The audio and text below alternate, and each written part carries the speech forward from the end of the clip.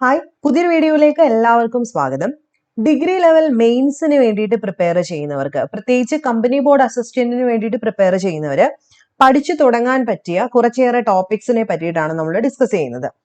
അപ്പൊ നമ്മൾ ഈ പ്രിലിംസിനൊക്കെ പറയുന്നത് പോലെ തന്നെ ഇത്ര ടോപ്പിക്സ് മാത്രം പഠിച്ചാൽ മതി, അത് പാസ്സായി പോവാ എന്നാണ് നമ്മൾ അവിടെ പറയുന്നത്. പക്ഷെ മെയിൻസിലേക്ക് വരുന്ന സമയത്ത് നമ്മൾ ഒഴിവാക്കി വിടുക അല്ല ചെയ്യുന്നത്. നമുക്ക് ഏകദേശം ഒരു 90% കംപ്ലീറ്റ് ആക്കുന്നതായിരിക്കും സേഫ് ആയിട്ടുള്ള ഒരു റാങ്ക് ലിസ്റ്റിൽ മുന്നോട്ട് വരാനായിട്ട് നമ്മളെ ഹെൽപ്പ് ചെയ്യുന്നത്.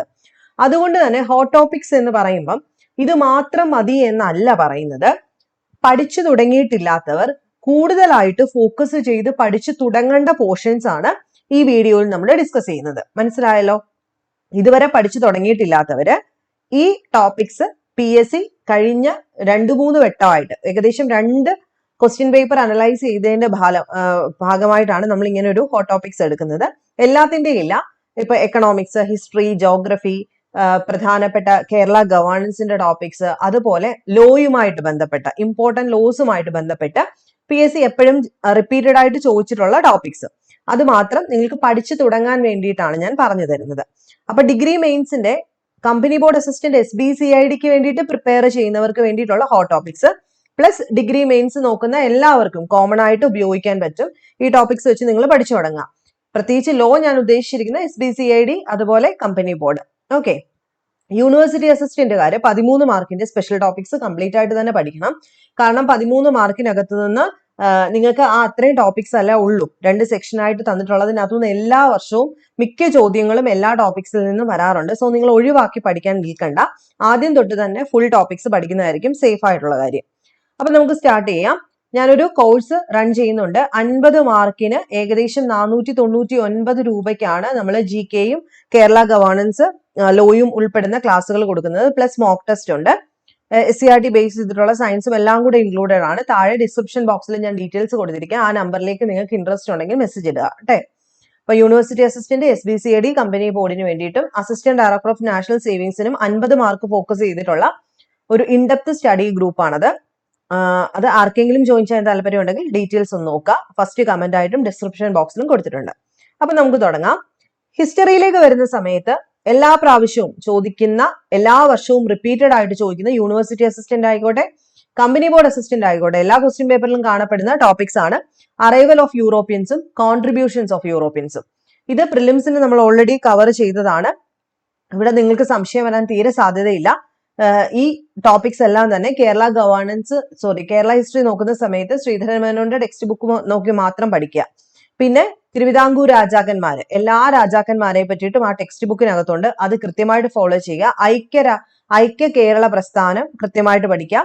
Social and religious reform movements, പ്രധാനപ്പെട്ട നേതാക്കള്, അവരുടെ പ്രസ്ഥാനങ്ങള്, അതുപോലെ തന്നെ ഇമ്പോർട്ടന്റ് ആയിട്ടുള്ള നാഷണൽ മൂവ്മെന്റ്സ് സമയം കിട്ടുവാണെങ്കിൽ അതും കൂടെ ആദ്യം തന്നെ പഠിക്കുക.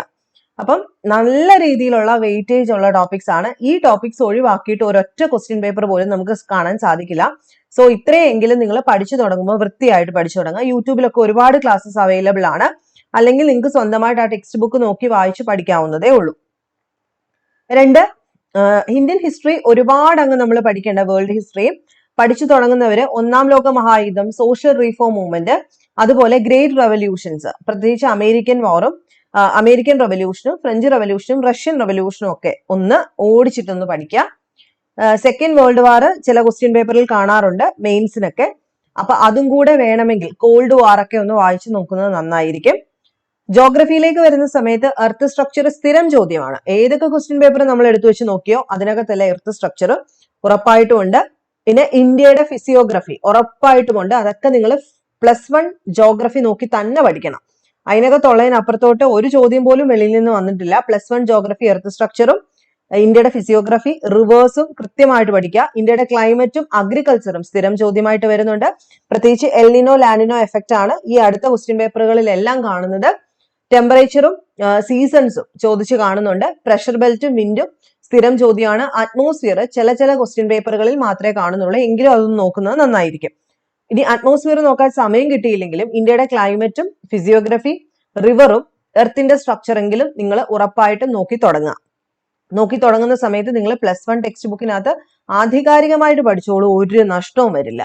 ദെൻ കേരള ജോഗ്രഫിയിലേക്ക് വരുമ്പോൾ മിനറൽസും ഇൻഡസ്ട്രീസും കഴിഞ്ഞ പ്രാവശ്യമൊക്കെ ചോദിച്ചിട്ടുണ്ട്.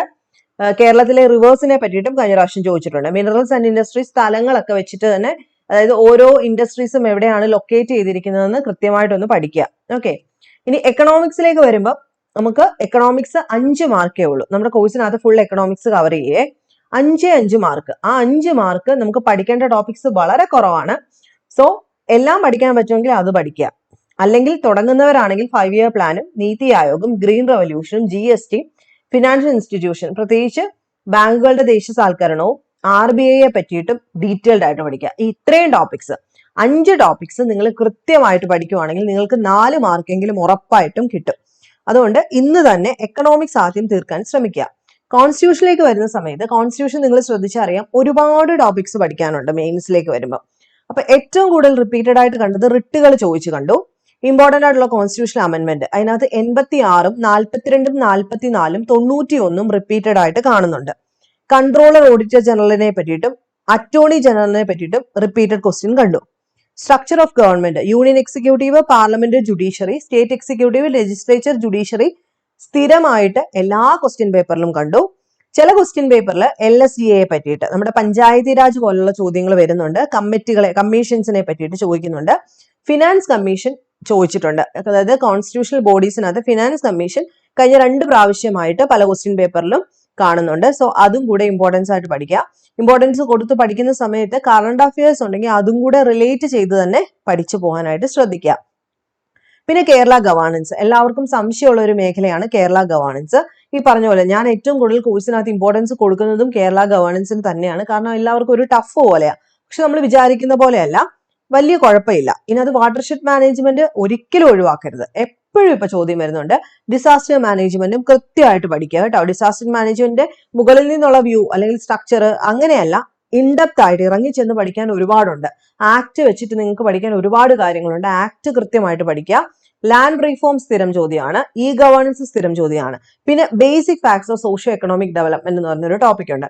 ആ ടോപ്പിക്കിനകത്താണ് അകത്തേക്ക് ഒരുപാടുള്ള, ഇപ്പൊ ലിറ്ററസി ആയിക്കോട്ടെ, ഏജ് വൈസ് ആയിക്കോട്ടെ, അൺഎംപ്ലോയ്മെന്റ് ആയിക്കോട്ടെ, കേരളത്തിന്റെ എക്കണോമി ആയിക്കോട്ടെ, സ്ത്രീകളുടെ പ്രശ്നങ്ങളായിക്കോട്ടെ, പുതിയ സംരംഭങ്ങളായിക്കോട്ടെ, ഇതെല്ലാം basic facts of socio economic development.